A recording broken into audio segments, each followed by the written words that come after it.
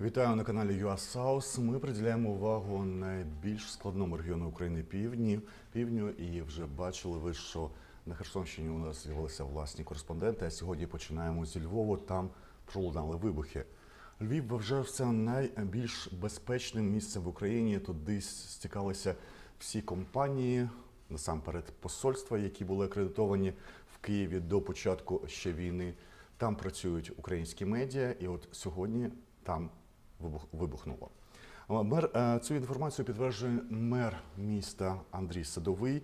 Він порадив містянам залишатися в укриттях. Зараз ви побачите відео, на ньому нема звуку, і я не можу його навіть коментувати. Це кілька лише секунд.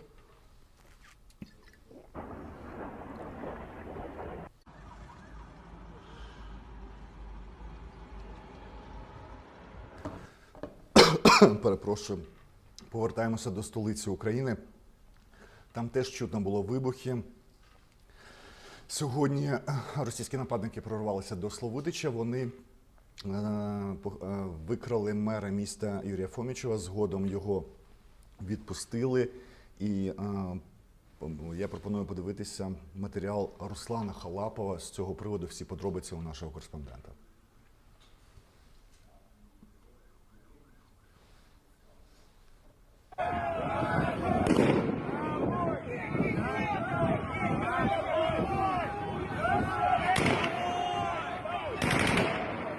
Славутич, Київська область. Місцеві жителі вийшли з національною символікою на мітинг проти окупантів.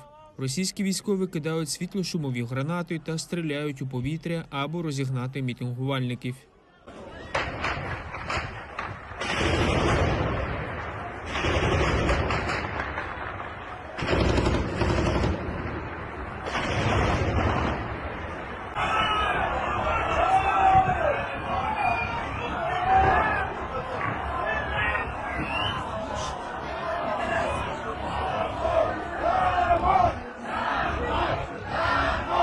Окупанти обстріляли місто та блокпост. Одна людина загинула, щонайменше двоє отримали поранення. Вранці 26 березня росіяни захопили міську лікарню та викрали мера Юрія Фомічева. Пізніше його відпустили. Фомічев розповів про домовленості з окупантами та запевнив, що Славутич залишається під українським прапором. Після обіду вони повинні виїхати з міста геть, залишать один блокпост, і в місті їх не буде. Ми керуємо самі. Якщо комусь треба буде виїжджати за межі міста, ми узгодимо, яка це буде процедура. Ми розуміємо, що ми повинні тепер комунікувати з окупантами. Іншого варіанту в нас немає. Намагаємося зв'язатися з нашим кореспондентом у Києві Сергієм Міранковим. Так, чогось ми не чуємо Сергія. Зараз спробуємо налагодити, якщо вдасться налагодити зв'язок. Він нас... Так, все у нас трошки обірвалося. Сергій Міранков, наш кореспондент у Києві, з яким ми хочемо обговорити ситуацію із проривом і викраденням Славутичі, і з обстрілами Боярки. Якщо вдасться з другого разу зв'язатися, то буде розмова з нашим кореспондентом у столиці Сергієм Міранковим.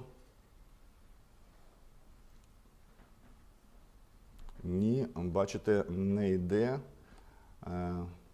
От такі складні у нас ефіри поки виходять. Повертаємося тепер більше до загальної інформації. 31-й день повномасштабного вторгнення Росії в Україну. За перші тижні Великої війни втрати окупантів на українській землі перевищили 16 тисяч осіб. Бойові втрати ворога станом на 26 березня. Російська армія втратила 16 400 осіб особового складу, 575 танків, 1640 бойових броньованих машин. Це інформація Міністерства оборони, Генерального штабу. 86 населених пунктів Херсонщини знеструмлені і без води. Понад 5,5 тисяч жителів залишилося без газопостачання. Таку інформацію оприлюднила Херсонська обласна державна адміністрація. І ми будемо говорити з Надією Чуденко. Я маю вам пояснити, що гірше в такій ситуації дізнатися іноді про сусідній район, сусіднє містечко буває дуже важко, а до центру столиці, або центрального міста, найбільшого Херсону, там понад 200 кілометрів. Тому ми зараз загальною інформацією, можливо, і не будемо користатися. Нас цікавить дуже дрібні подробиці. От як розвивається окупація Генічеська. Я просто скажу, що за цими переможними реляціями ми іноді забуваємо, що відбувалося в Криму. В Криму теж в перший місяць здавалося, що все зараз минеться, і от ось, і все станеться. Але тоді трошки ситуація була інакша. Зараз кажуть, як хто пам'ятає старе, тому око вон, але хто забуде, тому обидва. Можливо, це і не українське прислів'я, але воно існує в будь-якій культурі. Тому вважаю, Генічеськ зараз особливо важливий. Надія Чудненко чекає нашого дзвінка. Ми поки зв'язуємося по аудіо.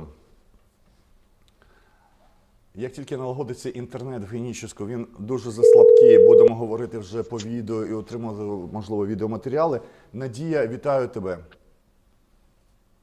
Доброго дня. Та вже вечора, мабуть, якщо він добрий, просто вітаємося. Надія, у нас інформація про знеструмлення багатьох, великої кількості населених пунктів. 86 населених пунктів Херсонської області знеструмлені і без води. Понад 5,5 тисяч жителів залишилося без газопостачання. Я так розумію, що це могло статися з тими, можливо, селами і селищами, які там опираються дуже сильно російським загарбникам. Генічеськ, я так розумію, для них база, і там все гаразд із водою, зі світлом, і з інтернетом. Чи я помиляюся? Так, перші дні війни світла не було, 4 дні, води не було, але потім все підключили. Давай говорити про сьогодні. Щодня, що змінилося від вчорашнього дня на сьогодні? Чи є якісь зміни на сьогоднішній день? Про що можна говорити сьогодні, 31-й день війни? Світ, газ, все є. Лише з інтернетом така інтересна історія. Тобто я відслідковую інтернет з перших днів, він дуже потрібний. Інтернету не було. Провайдер, була якась під Мелітополем поломка. Я дізналася, що її потім виправили. І з того, ця поломка якось повлияла, тобто на якийсь період райони Генічеська були підключені до інтернету і відключені зовсім на десь 2-3 неділі інтернету в нас немає. Але за цей період я наблюдала таку історію. За 2-3 доби, наприклад, після 14-ї, десь на хвилин 7-10 інтернет з'являвся. Це така інтересна річ, її треба було дуже відслідковувати. А так як я дуже Надя, дуже цікаво, як ти вирахувала, що на 7 хвилин протягом доби піднімається швидкість інтернету? Як то кажуть, інтернет – це дуже важливо. Зв'язок з родичами і таке, тобто для мене це було вкрай необхідне. Тому я просто, як то кажуть, взяла собі за мету і слідкувала за інтернетом. І я для себе зрозуміла, що він включається. Він включається, але 2-3 доби його немає, і за ці 2-3 доби я його відслідковувала. Десь хвилин на 7-10 я встигала якісь написати смс-ки, відповідати, і тому він був. Потім була така інтересна історія, включається інтернет, але він включився теж так інтересно. Тобто, нельзя було зайти в Facebook, наприклад. Тобто, для мене це така, як то кажуть, можливо, я не спеціаліст, я не можу, як то кажуть, бути експертом в цій області. Надя, я тебе розумію. Пояснити, що відбувається. У вас відбувається просто російське вторгнення в мережі, у вас відбувається те саме, тільки неофіційно. Якщо Роскомнадзор може робити це офіційно в Російській Федерації, тут у вас по факту вже діє правила Роскомнадзору, які діють в окупованому Криму. Да. І на ранок включається вже наш український інтернет. Бо можна, теж зрозуміло, от як для мене, включився український інтернет, десь там 3-4 години і виключився. І ось вже десь тижнів там 7, а знову немає. Розумієте? Тобто вони... Надя, я не розумію. А що таке український, от тут я не фахівець, що таке український і неукраїнський інтернет? У нас хіба в Генічеську є неукраїнський інтернет? Ні, в смислі провайдер, як? Тобто... Надя, я думаю, що треба просто... Тобто ми перевіряли по списку сайтів, до яких можна було зайти, і була така можливість. А тобто між російським, от ти кажеш про Роскомнадзор, тобто він є перечень тих сайтів, які заборонені. І от на ті сайти, це для мене, була така, давай ми вчимося репортерству прямо наживо. Закінчуємо думку. Тобто ми йдемо по переліку заборонених сайтів Роскомнадзору, і вони в Генічеську теж не працюють. Чи не так? Чи працюють?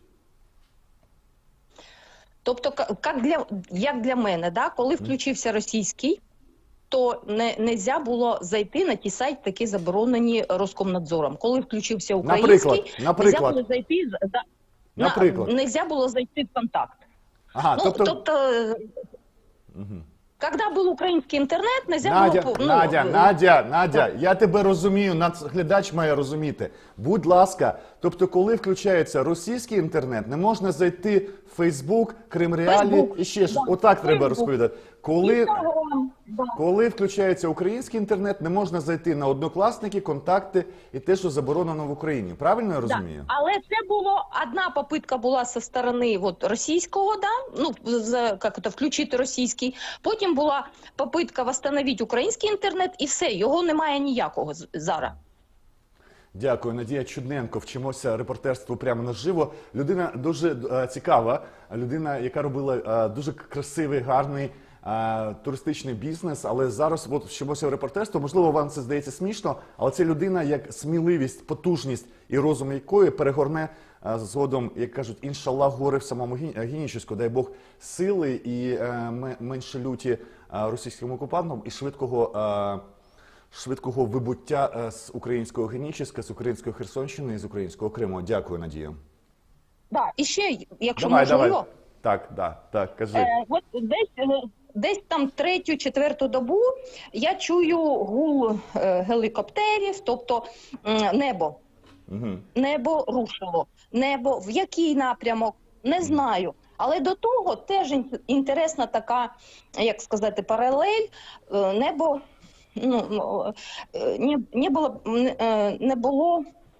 воно було тихо. А зараз вже 3-4 доби літають. Щось гудить. Над нами літають. Оце теж цікаво. Добре, це Надія Чудненко з Генічеська, з окупованого Генічеська на Херсонщині, яка розповіла нам такі цікаві подробиці, як працює час від часу, бореться між собою український і російський інтернет на території невеличкого міста і району на півдні України, на межі з окупованим Кримом, сам Генічеськ. І ця межа теж під російською окупацією перебувають з першого дня, з перших хвилин війни, тому що дістатися з окупованого Криму до Генічеського – це кілька секунд, і це починається Генічеський район. 31-й день війни, канал ЮАСАУС, ми говоримо про південь України, не забуваємо про Крим, в якому війна розпочалася 8 років тому. І переходимо до міжнародних аспектів щодо української війни. Вчора ввечері президент Туреччини Реджеп Таїп Ердоган зробив кілька заяв. Ми розуміємо, що автор цих текстів Ердогана, його радник, його речник Ібрагім Калин. Дуже виважений, цікавий був матеріал. В українських медіа він з'явився в перекладі з англійської.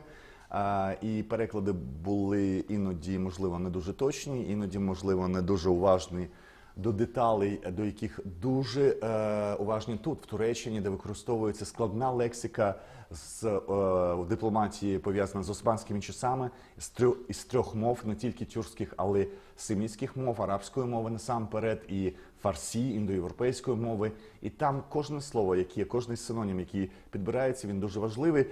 Я не дивився ще матеріал нашого кореспондента, пропоную подивитися, потім будемо обговорювати заяви Ердогана про чи компроміси, чи консенсуси щодо Росії, щодо позиції президента Зеленського з моїм колегою Андрієм Куликовим, поки матеріал Руслана Халапова.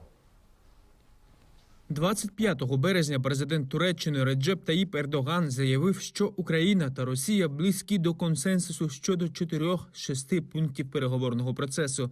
Ердоган додав, що Україна не погоджується на повне роззброєння, проте може піти на певні поступки у цьому питанні, передає турецьке видання Анадолу. Вважаю, за 4 пунктами у переговорах є консенсус. Перший пункт стосується вступу України до НАТО. Спочатку Україна наполягала на членстві в Альянсі, але згодом Зеленський почав заявляти про можливість відмови. Інший пункт стосується прийняття російської мови в Україні як офіційної. Зеленський погодився з цим. Російською мовою і так говорять на території всієї України. У цьому плані проблем немає. Міністр закордонних справ України Дмитро Кулеба спростував цю заяву. Кулеба вказав на розбіжності в позиціях. Україна вимагає припинення вогню, гарантій безпеки і відкидає будь-які компроміси щодо територіальної цілісності. Але Росія тримається за ультиматуми. Аби стимулювати більш конструктивний підхід, нам потрібні 2 речі – більше санкцій та більше військової допомоги Україні. Ну і ці зрадонькі компроміси, консенсуси обговорюємо з, як кажуть в Туреччині, дуаєном української журналістики, колегою, одним з засновників громадського радіо України. Не знаю, не любить, коли називаємо керівником громадського радіо, Андрій Куликов. Вітаю вас. Привіт. Андрію, відверто скажу, раніше надсилав те, що в перекладі є. Як ви зрозуміли, що сказав Ердоган від того, що почув від Зеленського по всіх 4 пунктах, які оприлюднені і які є нібито вимогами Росії до України? Ну, мені здається, що нібито тут зайве слово, є вимоги Росії до України, є спроба диктату Росії до України. І є те, як у дипломатії і в міжнародній політиці кожна людина вкладає у уста, головне, інших людей те, що вона вважає за потрібне в даний момент вкласти. Якщо Таїп Реджеп Ердоган саме в такому вигляді подає розмову, то я гадаю, що у нього для цього є підстави. Політик досвідчений, політик, який дбає про те, щоб, ну, по-перше, мати відповідне реноме в світі, і тому і в його інтересах, і, можливо, і в загальних інтересах, щоб пан Ердоган також мав право тлумачити те, що він почув від інших. Я не бачу нічого екстраординарного в тому, що сказав президент Туреччини, тому що з якимись нюансами він по питаннях, скажімо, вступу чи не вступу до НАТО України, він повторив те, що ми вже чули від українського президента. Як би воно когось могло і розчарувати, і сказати, ну от, мовляв, Зеленський говорить те, чого від нього домагається Росія, тут є і інший аспект. Зеленський говорить те, з допомогою чого він може все ж таки мати надію, що Росія не здійснить аж занадто своїх далекосяжних планів. Хоча мені самому здається, що скільки б не йти на зустріч росіянам, або скільки поступок їм не роби, від цього їхній апетит страшний, людожерський тільки зростає. Андрій, можливо, я занадто оптимістичний, але фраза насправді звучала таким чином. І до цього, до українського питання, його розпитували про саміт НАТО, і там просто таке враження, що всі помирилися, обнялися і одружилися одночасно. Мій друг Столтенберг, якого ми вітали з продовженням ще на рік повноважень. З Макроном таке ж відчуття, що нічого не було сказано ніколи. Тобто всі обнялися. Ердоган чітко відповів, що НАТО буде обережно, але обов'язково розширюватися далі. Отак воно прозвучало в словах Ердогана. Окрім того, прозвучало так про НАТО. Зеленський же сам казав про можливість НАТО, але хоче гарантій. Але ж які можуть бути гарантії після Будапешту? Отак звучить повна фраза. Тому, знаєте, розшифрувати її буде важко, але легше розшифрувати, можливо, нам слова Зеленського, які були на 30-й день війни, вночі записані. Вони були цікаві, потужні, зі зверненням англійською до світу, зі зверненням російською до громадян країни-агресора. Кримсько-татарської не було, хоча кожен президент по одному разу запам'ятовував якісь фрази. Хоча народ визнаний нарешті корінним минулого року. Цього року обіцяли, що буде наступний крок, якийсь статус буде кримсько-татарського народу. Можливо, колись згадають про автономію кримсько-татарського народу. Можливо. Як я розумію, завжди це питання трошки не на часі. Що ви скажете з цього приводу? Скажу насамперед, що я зовсім не все почув оцим самим WhatsApp, але якщо мова зайшла про розширення НАТО, то ми певною мірою не звернули увагу на заяву Росії щодо можливого вступу Боснії і Герцеговини до НАТО. Вони вже заявили, це кілька днів тому було, що вступ цієї країни до НАТО теж становить загрозу Росії. Де Росія, де Боснія, і знову ж таки, які сили у Боснії для того, щоб НАТО від цього зросло. Росія має свої плани. Росія показує, що вона насправді не хоче спинятися, не хоче.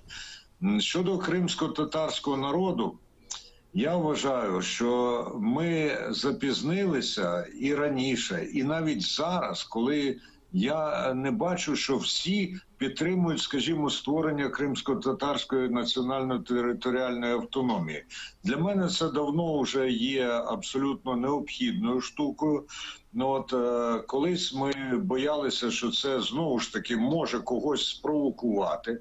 А я вважаю, що це обов'язкова річ, як і створення, до речі, уряду кримсько-татарської автономії в екзилі.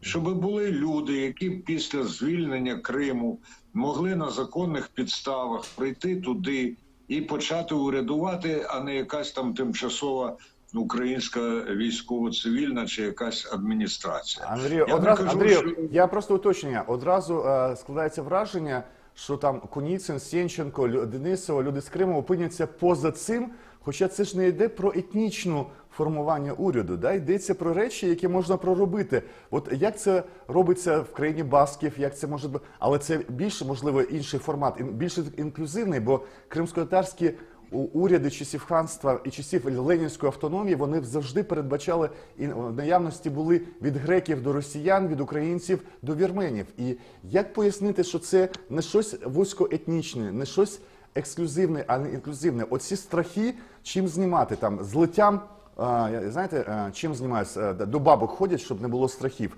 Як багато чого було пояснено вже разів 100, розписано, показано. Можливо, просто йдеться про захист кримсько-татарського народу як корінного в певному квотуванні. Хоча я проти квот особисто, я за професійність людей в урядах і в парламентах саме з такого чину. Як ви бачите, як ви б пояснили коротко, як воно має виглядати? От я якраз хотів перейти до того, що в цьому уряді зовсім не обов'язково навіть більшість мають бути кримські татари. Автономія кримсько-татарська, а в уряді може бути і повинні бути люди інших національностей. Зрештою, президент України зараз єврей. І що? І ми це нормально сприймаємо. І росіяни у нас є етнічні в уряді, і на певних постах є і кримські татари. Зараз не час насправді копатися в чиємусь етнічному походженні. Тому чітко заявити, так, держава або автономія, вони є національні, Але це передбачає участь інших людей в урядуванні. Це абсолютно світова практика. Дякую. Тим більше, от такі люди є потужні, як Арсен Борисович. Він був би чарівним прем'єр-міністром Кримсько-татарської автономії.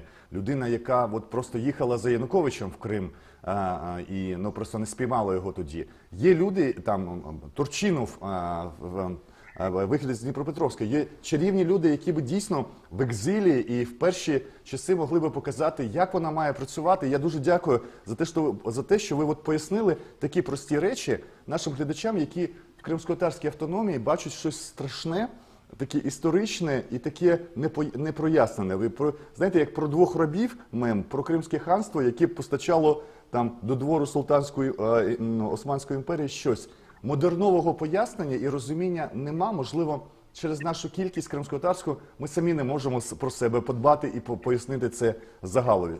Наостанок коментар від вас. Але, Османе, кримські татари і раніше, і зараз доводять, що вони можуть пояснити. Вони пояснюють це і зі зброєю в руках, коли б'ються з агресором. Пояснюють це і самовідданою роботою в тому, що ми можемо назвати тилом, хоча тилу насправді зараз в Україні, як, до речі, показує і сьогоднішня атака на Львів, немає. І просто треба зрозуміти, що якщо людина каже «Аллах Акбар», як сказав мій друг, який зараз воює, він мені відео таке надіслав, він сказав, що передайте в Крим, що ми повернемось і звільнимо кожен сантиметр нашої батьківщини і цілої України. І закінчив це словами «Аллаху Акбар». Тут теж хтось може побачити нашої батьківщини і цілої України. А я думаю, що він просто не дуже правильно там наголос поставив. Та нашої батьківщини і цілої України. Ми єдині в ділі, і нам треба ще у свідомості стати єдиним. Дякую, Андрій Куликов, дуаєн, журналіст українського медіасектору, один з засновників громадського радіо, дуже поважний в медіасередовищі людина, іноді, скажу так, багато ефірів нашого проєкту на ЮА Крим вів в ток-шоу. Андрій Куликов, я дякую за те, що долучився до цього ефіру. І от за ці кілька хвилин поговорили від пояснень того, що казав Ердоган про зустріч з Зеленським і ці переговори, які відбуваються між Росією і Україною за посередництва турецького президента, до кримсько-татарської автономії, яка завжди не на часі впродовж 30 років української незалежності і першого місяця війни. Ми до ефіру. Дякую, Андрію. До кінця ефіру залишилося 3 хвилини.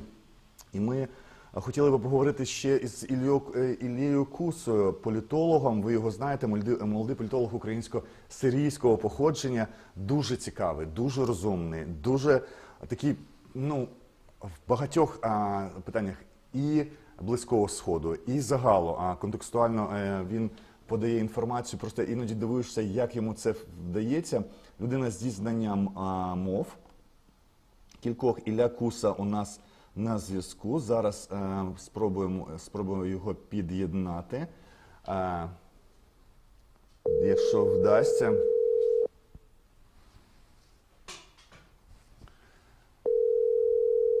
Поки ми чекаємо дзвінку. Британія надасть Україні антибатарейні комплекси, а Туреччина ще надасть байрактарів. Про це заявив прем'єр-міністр Великобританії Борис Джонсон. Він розповів про переговори з президентом Туреччини Реджепом Таїпом Ердоганом щодо надання Україні військової допомоги.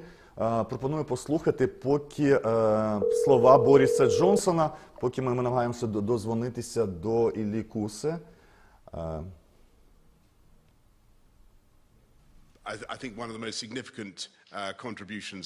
Я вважаю, що одні з найбільш значущих внесків робить Туреччина, яка виробляє ТБ-2 і які, на мою думку, є дуже цінними.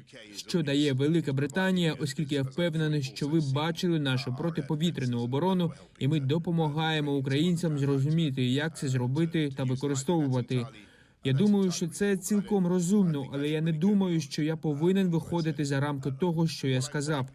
Мені подобається загальний тон зустрічі, що всі хочуть зробити, переконатися, що як Путін нарощує, посилює свою агресію, і ми робимо все більше для захисту українців, і це те, що ми будемо робити.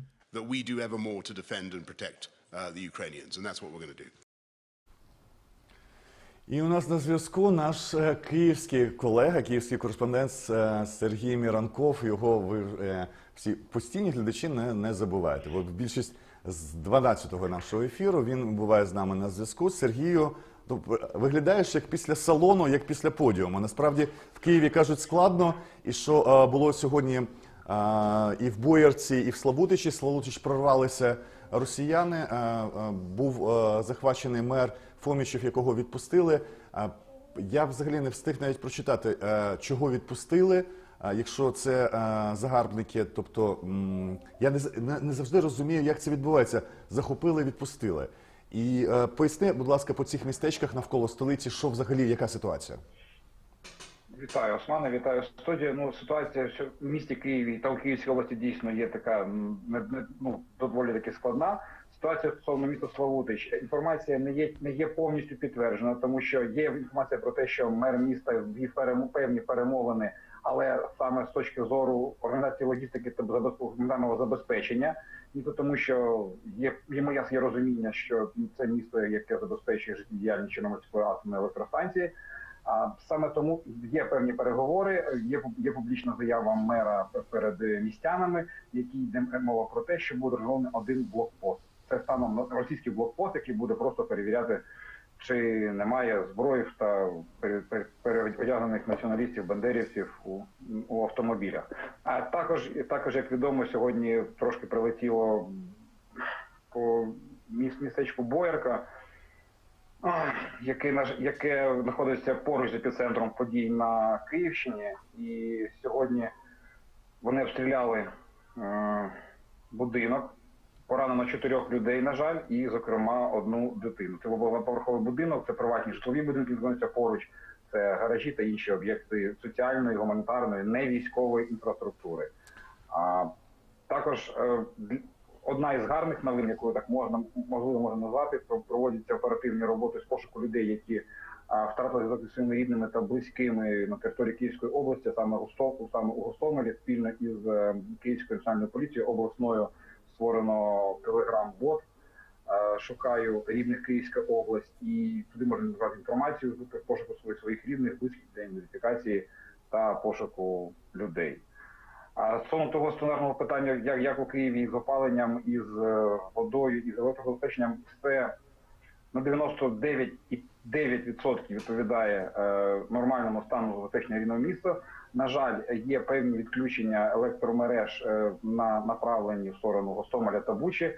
Роботи, за словами міської влади, роботи ведуться, але роботи будуть поновлено лише тоді, коли буде безпечніше для робітників саме відновити ремонтні роботи. Адже весь час лунають вибухи, йде стрільба, і це трошки, так би мовити, воно не зможе прискоритися місцевій владі у цих питаннях.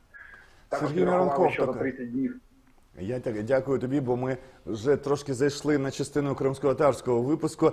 Сергій Міранков з Києва. Ми перепрошуємо, бо знову так затягуємо. Я думаю, що ці тести в березні у нас все краще виходять. Я відчуваю по сьогоднішньому вже ефіру, що на квітень, іншалла, як кажуть, на всяк випадок, все це буде в іншому вигляді. Ми будемо якісніше подавати. Я розумію, що глядача, його мало цікавить складнощі, бо ми в Стамбулі, Сергій в Києві, Надія Чудненко в окупованому Генічеську. Наші кореспонденти є у Львові, і в Вінниці, і в Одесі. Тому і все це так пересувається, і все це 2 тижні я намагаюся це розповісти. От бачите, іноді прямо в прямому ефірі вчимося і репортерству, викладати складні речі про, наприклад, боротьбу інтернет-провайдерів російських і українських на території Генічеського, про включення високого трафіку протягом 10 хвилин між другою і другою 10 в Генічеську. Це такі цікаві деталі, які іноді складно пояснити. Ти починаєш розуміти, про що мова. Тобто, Сергію, Там часом іноді можна включитися в Однокласники і в ВКонтакті, а іноді не можна включитися те, що заборонено Роскомнадзором. Тобто ситуація цікава, всюди є свої деталі. Одне ще, я розумію, що іноді про Київ не можна все говорити, бо всі пересуваються обмежено. Чернігів. Після Маріуполя, який розтрощений вщент, мер Чернігова Трошенко сказав, що воно теж майже зруйновано дуже сильно. Чи вдалося тобі побачити людей з Чернігова, що кажуть про місто і в якому воно стані? Хвилина. Сьогодні був брифінг міського голови Чернігова, який заявив, що ситуація в місті є складною, але контрольованою міською владою. Відсутнє електропостачання, енергопостачання, довозиться вода, де це можливо. Існує загроза завалення пішохідного мосту через річку Десна. І дуже чекають на військові вирішення питання у Чернігівській області, як гуманітарного точності в тому числі. Сергій Миранков з Києва. На цьому ми завершуємо україномовну частину нашого випуску. Канал UASouth, мовимо зі Стамбула, але готуємо все з всієї території України, де вже нема небезпечних місць після того, як сьогодні бомбардували вже Львівщину. За хвилину переходимо на мовлення кримськотатарською мовою. Залишайтеся з нами. Дякую.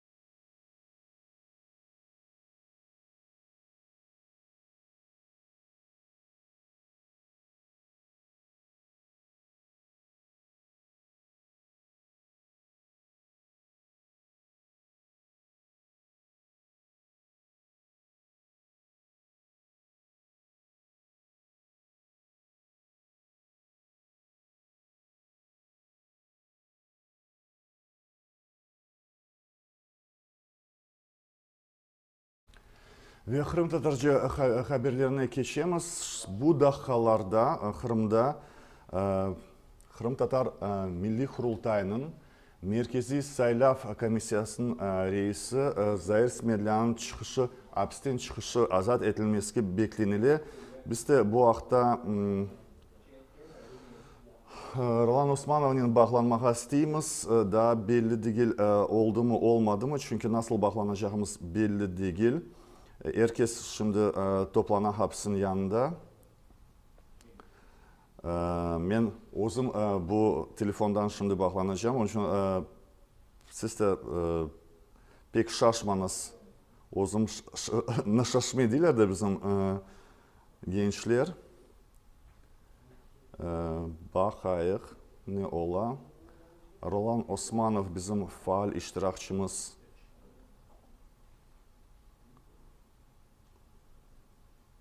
Bağda bulunması gerek. Şimdi Roland Osmanov'u bağlamaya çalışacağız. Ve Roland Osmanov belki de bizge gösterir Kırım'da olğanını.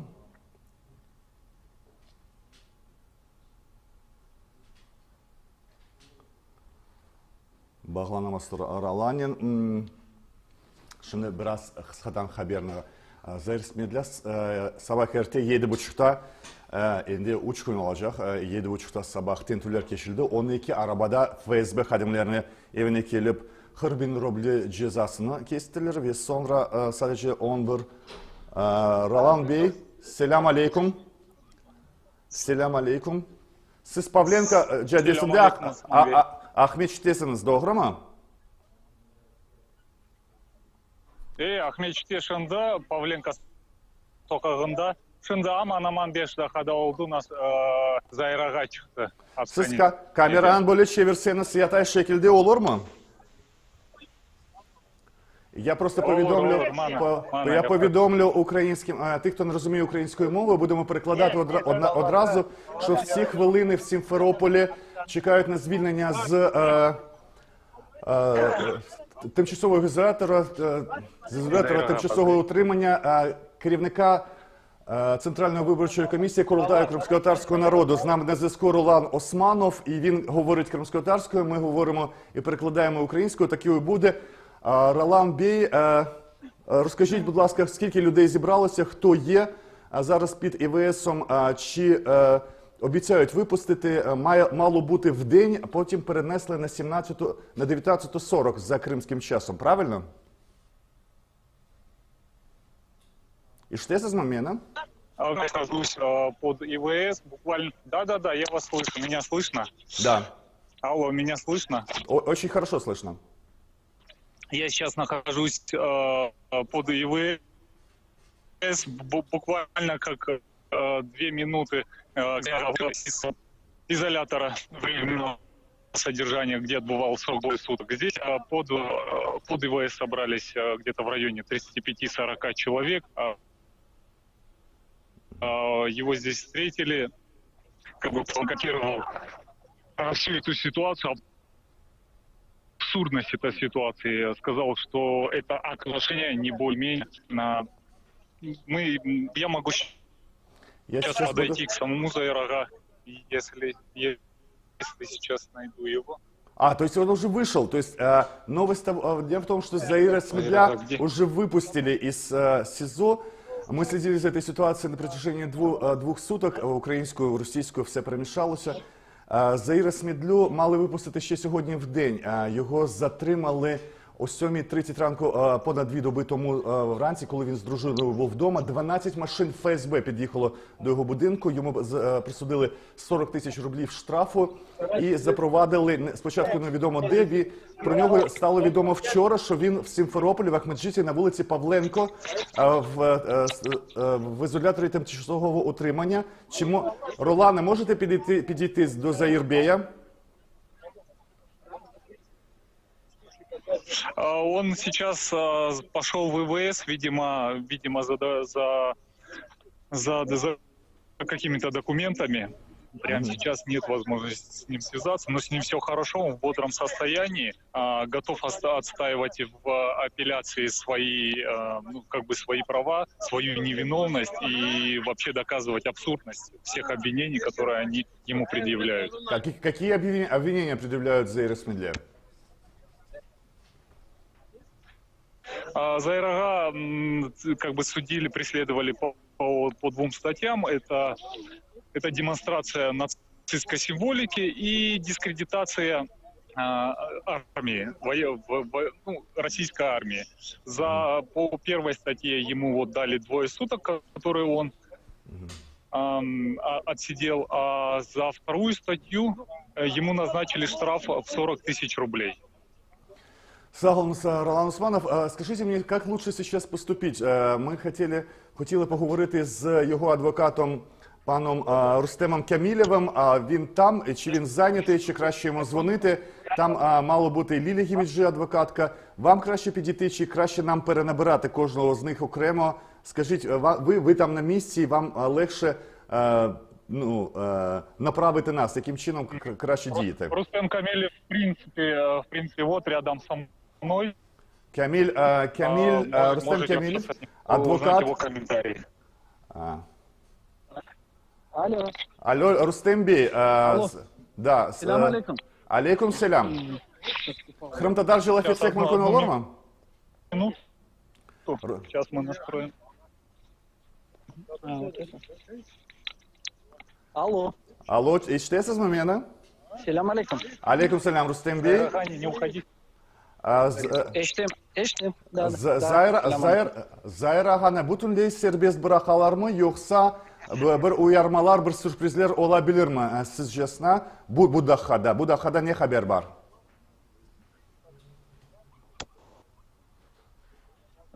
Zayraga bu dakikada çıktı. Endi mana shunda ketdilar.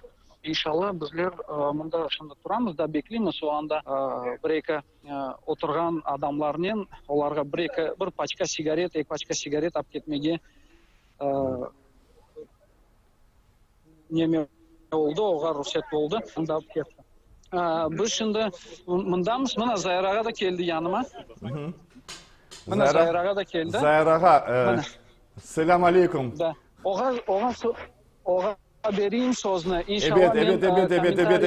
Я на украинском хочу сказать, что это Заир Смедля, глава ЦИК, Центральной избирательной комиссии Курултая крымско-татарского народа, который, вот мы видим его прямо сейчас на наших экранах, который вышел из ізолятора временного содержання українського, з ізолятора тимчасового утримання, якого його запровадили понад 2 доби. Zayraga mülkün olsa ende isteseniz Kırım Tatarca, isteseniz Ukrayince nasıl siz belli Degiledi tüneline kadar kaydasınız. Kayda al kitler çünkü kurmanda dediler, Ahmetçik'te dediler nasıl oldu? Bir 24 saat içinde kimse bilmeyedi ne olduğu anlamında.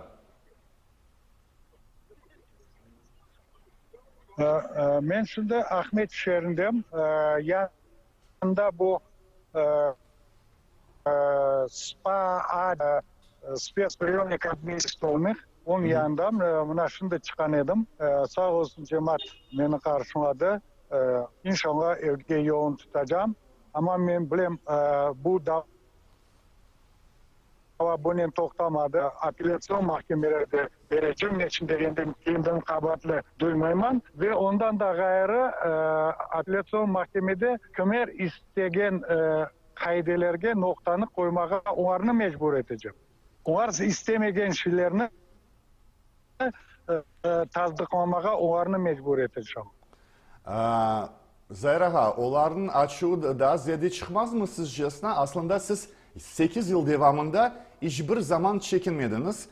Canlı yayınlara çıktınız, betinizi saklamadınız. Sadece bir şey yaptınız, Kırım'dan dışarı çıkmadınız. Kırım sınırını siz geçmediniz çünkü tehlike vardı. Çıksanız geri almazlar anda. Şimdilik açılarını çıkarasınız. Ev ziyade. Onun için idari işler yaparlar 2 günlük ama sizin tahminleriniz ne? Yoksa şimdi indi mağdur alanda kalgan gibiler. Ben öyle bir optimistik gibi bakmak isteyeyim de ama pek inanmayayım onların tez gideceğine siz ne diyorsunuz? Ben ortalıkta ben de inanmayman bunun edeceğine. Ondan gayrı başka bir şeylerine uydurar. Cep telefonlarımı aldılar. Kompüterin, notebook'um aldılar ve bir şeylerini kıdırıp ondan sonra tabi cinayi işini açmağa hareket yapacaklar. O sebebinden toktasam da. Çok sağ olun Zayir Smedla. Kırım Tatar Milli Kurultayımızın yani parlamentosunun desek fiili parlamentosunun Merkezi Saylav Komisyası'nın reisi 8 yıl devamında hiçbir vakit çekinmedi ve bütün siyasi mebuslara yani öz yorumlarını bildirdi. 8 yıl devamında ne kadar çağırmalar olsa Kırım sınırından, Kırım Yarımadası'ndan çıkmadı. Büyük tehlike vardı. Zayraga'nı bir-iki başka milli hareket iştirakçıları gibi Kırım'a başka almazlar, kirsetmezler deyip. Ama ne çekindi, ne saklandı? Bazıda hiçbir insan hazır olmadığı vakitte çıktı.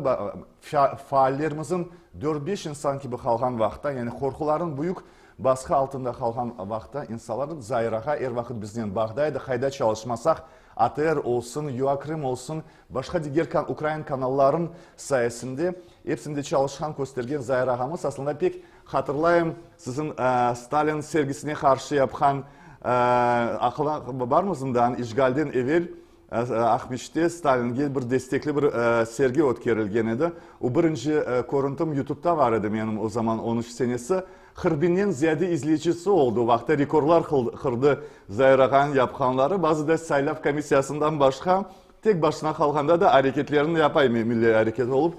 Çok sağ olunuz. Kozaydın aytam ama pek de öyle kuvanacak halda değilim gerçekten aytkanda. Kuvanacak halda çünkü bilgisayarlarınızdan ne çıkarıp da başınıza ne çıkaracağını onların aslı yapılacağı belli. Allah saklasın, Allah hoşlasın. Şimdi sizge söz, istegenizin aytınız. Beyan etiniz. İnşallah ta iyi kozaytınımız olur. Bütün milletimizge amin inşallah görüşkence. Sağ olun. Serbest vatanımızda. Sağ olun. Zayrs Medyadan biz geçemiz bugünkü Cumhuriyetinin Katar'daki bir toplantıda katılmasında Cumhuriyet Zelenski Kırım Müslümanlarına yapılgan cinayetlerini de bildirdi ve bu hafta biz bilemiz böyle uydurulgan sözde Hizbut Tahrir etrafında 125 cinayet işleri var Kırım'da. 40'tan ziyade vatandaş endi hapis cezasını aldı. Bu hafta biz konuşmağa istegenimiz Leyla Gemici'nin siz pek yaxşı tanıysınız. Leyla Gemici'nin bazıda böyle şaka olarak halifesiniz diyeyim. Kadın halife yani bayağı tik turgan, hiçbir zaman bir kimseden korkmagan, bayağı tahsil bu işgal vaktinde advokat belgesini algan hanımefendidir. Leyla Gemici bugün bizden bağda olacak, kısmet olsa, vakti olsa çünkü Leyla Hanım da çok vakit meşgul ola. Şimdi telefon ağına çıksa Leyla Hanım. Hayırlı akşamlar. Selamun aleyküm. Selamun aleyküm. Men Tikara Nazırbek Gülüm. Yok her şey yerinde. Leyla Hanım, bugün Zelenski Katar toplantısında bile Kırım Tatar Müslümanlarına yapılgan baskılar hakkında laf yükseltti. Kene de hatırla 125'ten ziyade endi insanlara cinayi işlerin açılması, 40'tan ziyade hapis cezasını alması, sözde terörist denilgen Hizbut Tahrir'e ahadetler yapılması bu hareketlerini bildiriyor, dünyaya bildiriyor. Sizin düşünceniz, sizin fikriniz bu akta, bu etrafta on yargılar Türkçediler yani Rusçası da klişeler.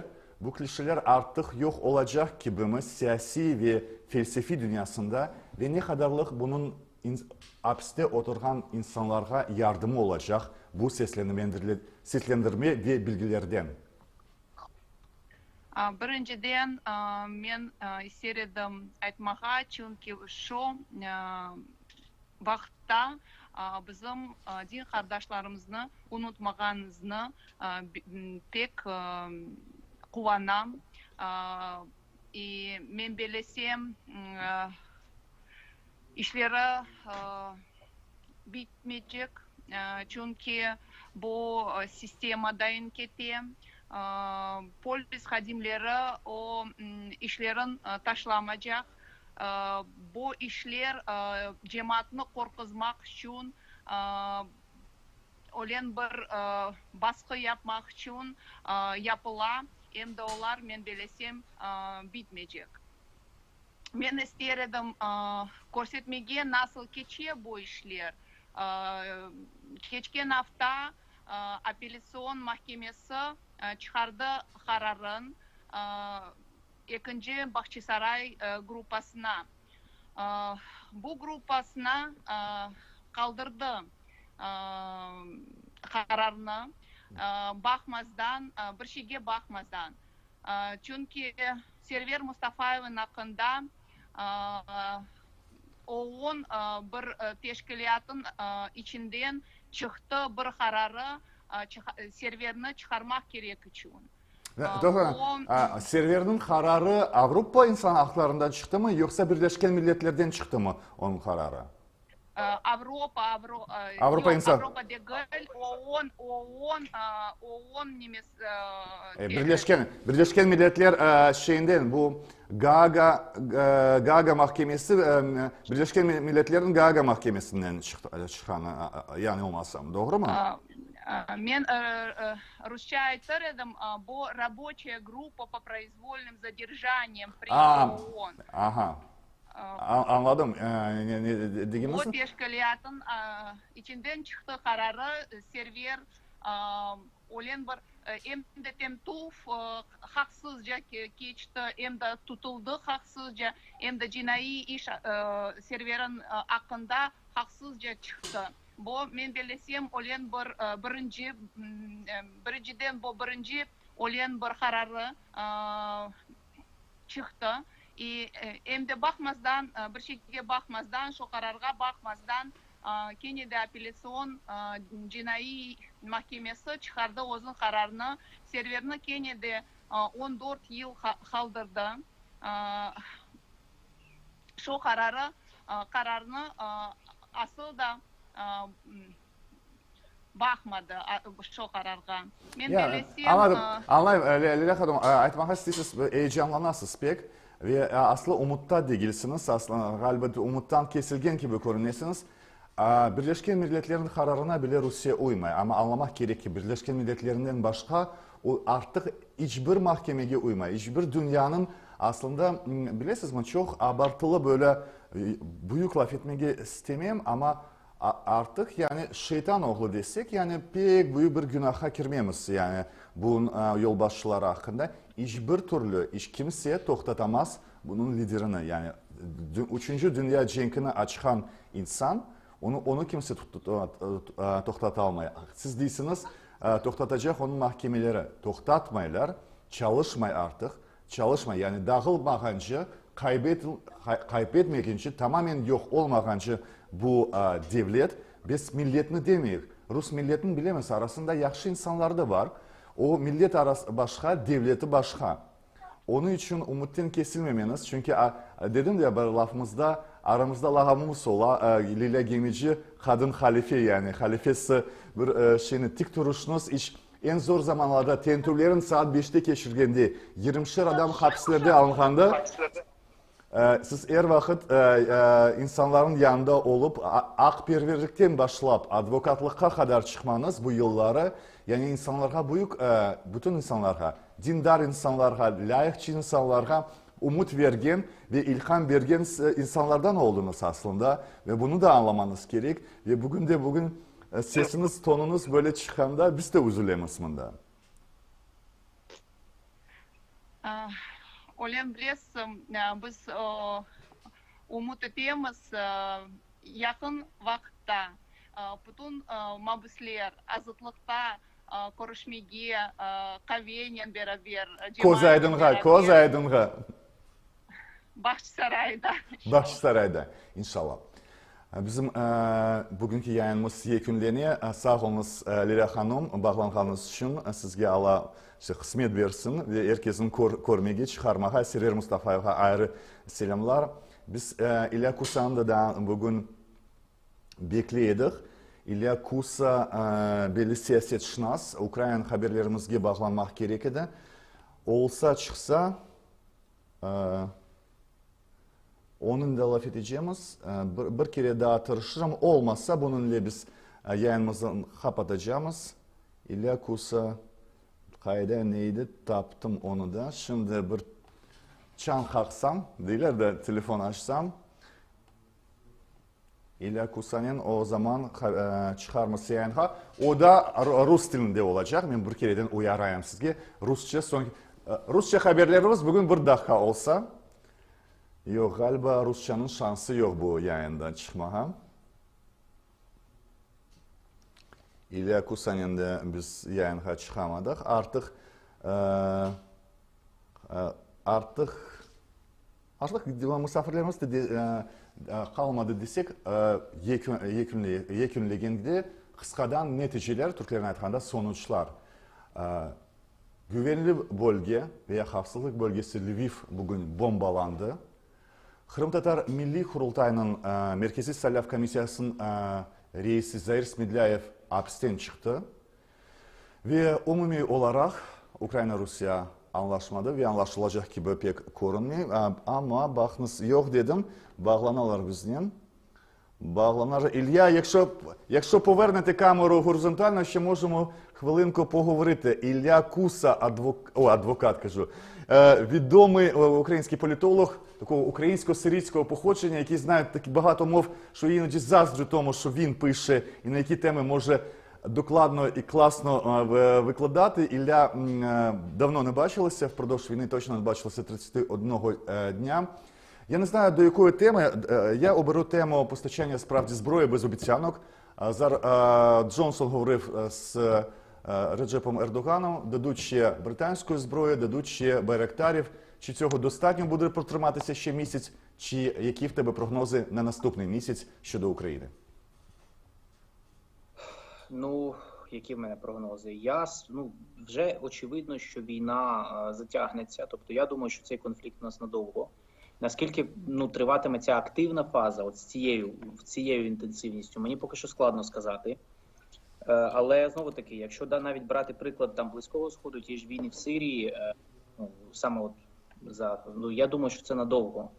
Якщо, звісно, дуже багато буде залежати від того, як зміняться вимоги Росії. Бо я бачу, що вони вже почали їх коригувати. Якщо на початку вони говорили там про якісь демілітаризації, денацифікації, тобто задали одразу таку планку, зараз вони вже почали обмежуватися там, нам потрібен лише Донбас, лише Південь. Тобто я так розумію, що перший етап, коли ми будемо говорити про те, чи буде якесь завершення, станеться після того, як стане зрозуміло, що станеться з Маріуполем і яка ситуація буде на Донбасі. Тобто це Донецька, Луганська область, де зараз росіяни, я бачу, загострили, принаймні, з того, що було повідомлено, вони почали загострювати, робити фокусувати свій наступ саме там. І наостанок питання щодо всіх цих впродовж місяця обіцянок щось постачати Україні для того, щоб вона захищала своє небо. Я мовлю зі Стамбула. Наші всі кореспонденти працюють від Генічеська, до речі, окупованого.